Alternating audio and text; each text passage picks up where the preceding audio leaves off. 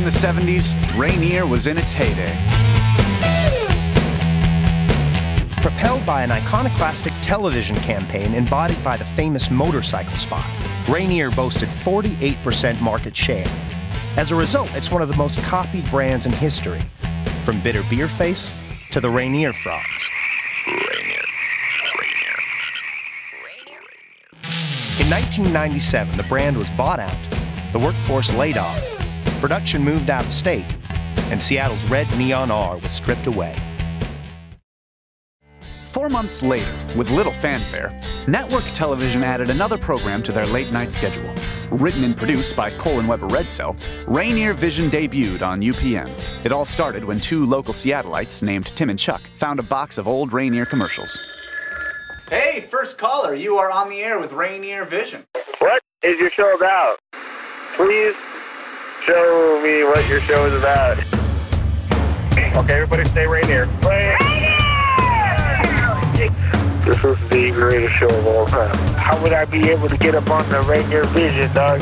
Your phone lines are not busy, okay? I've been calling it every time I get this. It rings and rings and rings and rings. I've been calling on 4 different phones, 3 cell phones in my... You guys are the coolest dudes I've ever seen on TV, and I need to be on that show. The show was created to help Seattle remember, so each episode of its 11-episode season introduced a new campaign element that would do just that.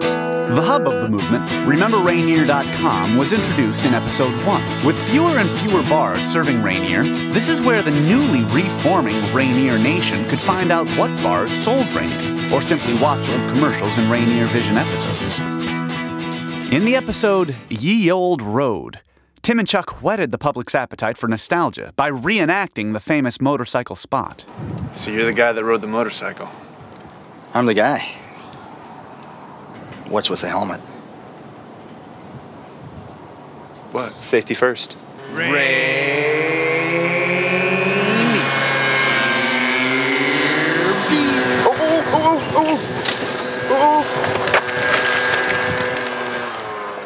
That didn't go very well. Ow!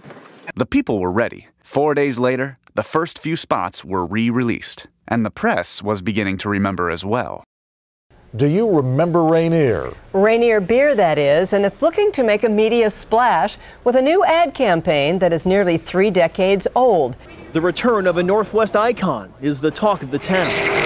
The quirky Rainier beer TV commercials, some now 30 years old, making a comeback on our local airwaves.